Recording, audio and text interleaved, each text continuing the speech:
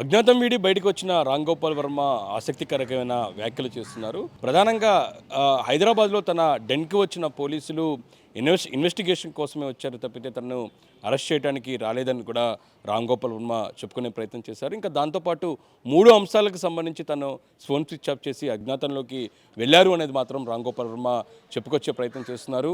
ప్రధానంగా తొలుతగా ఈ కేసులు పరంపర సంబంధించి కూడా లీగల్గా ఒపీనియన్ తీసుకోవడంతో పాటు న్యాయపరంగా ఎటువంటి నిర్ణయాలు తీసుకోవాలి దానిపై కూడా చర్చించేందుకు తన అజ్ఞాతంకు వెళ్ళాను. ఇంకా దాంతోపాటు తనను పరామర్శించేందుకు చాలామంది వస్తూ ఉన్నారు. ఈ అంశానికి సంబంధించి కూడా తాను బయటికి రాలేకపోయాను, అందుకోసమే అజ్ఞాతంలోకి వెళ్ళాను అనేది మాత్రం రామ్ గోపాల్ వర్మ చెప్పడం జరిగింది. ఇంకా దాంతోపాటు తన కేసులకు సంబంధించి, ఎందుకంటే ఎప్పుడో సంవత్సరం క్రితం ట్విట్టర్లో పెట్టిన పోస్టులకు సంబంధించి ఎవరో మనోభావాలు దెబ్బతిన్నాయంటూ కూడా పూర్తిగా రాష్ట్ర వ్యాప్తంగా ఈ కేసులు పెడతాం సరైన విధానం కాదు, ఇది పూర్తిగా చట్టవిరుద్ధం, దాంతోపాటు తనపై పెట్టిన సెక్షన్లు కూడా చట్టపరంగా వర్తించవు అనేది మాత్రం రామ్ గోపాల్ వర్మ వాదిస్తూ ఉన్నారు. అయితే ప్రభుత్వానితో పాటు పోలీసులకు కూడా కొన్ని ప్రశ్నలు ఆయన సంధించడం జరిగింది. ఎవరైతే పోస్టులు పెట్టానో, ఎవరి మీద పోస్టులు పెట్టానో వాళ్ళు కాకుండా వేరే వాళ్ళ మనోభావాలు ఎలా దెబ్బతింటాయి, ఏ విధంగా రాష్ట్ర వ్యాప్తంగా ఈ కేసులు నమోదు చేస్తున్నారు అంటూ కూడా రామ్ గోపాల్ వర్మ ప్రశ్నించడం జరిగింది. ఇంకా దాంతోపాటు ఒకవేళ పోలీసులు తనను అరెస్ట్ చేస్తే మాత్రం ఖచ్చితంగా జైలుకి వెళ్తాను, జైలుకి వెళ్ళి సినిమా స్టోరీలు రాసుకుంటానంటూ కూడా రామ్ గోపాల్ వర్మ చాలా కీలకమైన వ్యాఖ్యలు చేయడం జరిగింది. అయితే రామ్ గోపాల్ వర్మ చూసినట్టయితే జైలుకి వెళ్తానికి కూడా సిద్ధంగా ఉన్నట్లుగా ప్రకటించడం జరిగింది. ఇదిలా ఉంటే రామ్ గోపాల్ వర్మ వెళ్ళిన దగ్గర నుంచి, అజ్ఞాతంలో వెళ్ళిన దగ్గర నుంచి కూడా పోలీసులు ఆయన కోసం వేట కొనసాగిస్తూనే ఉన్నారు.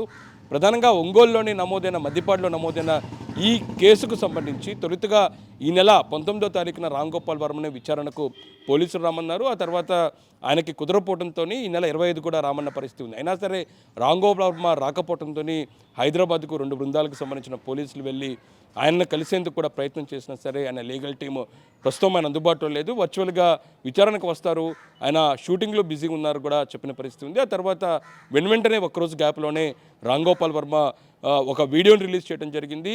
తనపై పెట్టిన కేసులకు సంబంధించి పోలీసులతో పాటు ప్రభుత్వాన్ని ప్రశ్నించారు. ఇంకా దాంతోపాటు తనకు సంబంధించి ఏదైనా కొంత సినిమా షూటింగ్లో బిజీగా ఉన్నాను, సినిమా షూటింగ్కి సంబంధించి ప్రస్తుతం నిర్మాతలకు ఇబ్బంది వస్తుంది, ఆ తర్వాత పోలీసులకు సహకరిస్తానని కూడా చెప్పే ప్రయత్నం మాత్రం రామ్ గోపాల్ వర్మ చేయడం జరిగింది. అయితే మొత్తానికి బయటకు వచ్చిన రామ్ గోపాల్ వర్మ ఇలాంటి హాట్ కామెంట్స్ ఏదైతే ఉందో, తను జైలుకి వెళ్తానికి సిద్ధంగా ఉన్నాను, అక్కడ కథలు రాసుకుంటాను, అయితే తను అజ్ఞాతంలోకి వెళ్ళడానికి కారణాలు చెప్పుకొస్తూనే తనపై పెట్టిన కేసులకు సంబంధించి, ఎందుకంటే సోషల్ మీడియాలో ఇప్పటికే తన మీద పెద్ద ఎత్తున దుష్ప్రచారాలు చేస్తున్నారు, తన మీద నెగిటివ్గా థంబ్నెయిల్స్ కూడా పెట్టున్న పరిస్థితి ఉంది. అయితే వాళ్ళ మీద కూడా తను కేసులు పెట్టాలనేది కూడా రామ్ గోపాల్ వర్మ ప్రశ్నిస్తున్నారు. ఎవరి స్వేచ్ఛ ఎవరికి ఉంటుంది, ఖచ్చితంగా తమకు ఏదైతే అభిప్రాయాలు వస్తాయో దాని ద్వారా పోస్టులు పెడుతున్నారు, దాన్ని ఎక్కడా తను భంగం కలిగించను.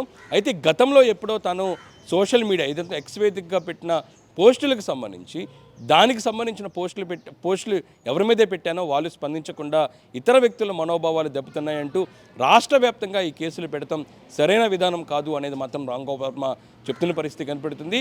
మరోపక్క ఏపీ హైకోర్టులోని ఇందుకు సంబంధించి ఇటు గుంటూరు, ప్రకాశం జిల్లా, దాంతోపాటు విశాఖలోని తన మీద నమోదైన కేసులకు సంబంధించిన ముందస్తు బెయిల్ పిటిషన్ మీద విచారణ పెండింగ్లో ఉన్న నేపథ్యంలో తాజాగా మరో పిటిషన్ కూడా ఏపీ హైకోర్టులో రామ్ గోపాల్ వర్మ వేయటం జరిగింది. ఏదైతే ఉందో తను పోస్టులకు సంబంధించి ఒక పోస్టుకి రాష్ట్ర వ్యాప్తంగా కేసులు నమోదు చేస్తున్నారు, ఇది పూర్తిగా చట్టవిరుద్ధం, ఇలాంటి కేసులు నమోదు చేయకుండా ఆదేశించాలనే దానిపై కూడా పిటిషన్ దాఖలు చేశారు. హైకోర్టును విన్నవించడం జరిగింది. మొత్తం ఈ కేసులకు సంబంధించి ఒక కొట్టివేస్తూ క్వాష్ పిటిషన్ కూడా ఆయన వేయటం జరిగింది. ఇకపై ఒక పోస్టులకు సంబంధించి రాష్ట్ర వ్యాప్తంగా కేసులు పెట్టకుండా చూడాలి అనే దానిపై కూడా విజ్ఞప్తి చేస్తూ పిటిషన్లో పేర్కొంటూ హైకోర్టును ప్రస్తుతం వర్మ ఆశ్రయించడం జరిగింది. ఒక పక్క బెయిల్ పిటిషన్కి సంబంధించిన విచారణ పెండింగ్లో ఉండగానే మరో పిటిషన్ను రామ్ గోపాల్ వర్మ హైకోర్టులో వేసిన నేపథ్యంలో హైకోర్టు ఏ విధంగా స్పందించబోతుంది, ఈ 2 పిటిషన్లు పెట్టి ఈ 2 పిటిషన్లకు సంబంధించి అనేది మాత్రం చూడాల్సింది. మరోపక్క పోలీసులు ఒంగోలు పోలీసులు రామ్ గోపాల్ వర్మ కోసం ఇంకా వేట కొనసాగిస్తున్నారు. రామ్ గోపాల్ వర్మ ఎక్కడున్నారు దానిపై కూడా వాళ్ళు దర్యాప్తు కొనసాగిస్తున్న పరిస్థితి కనపడుతుంది.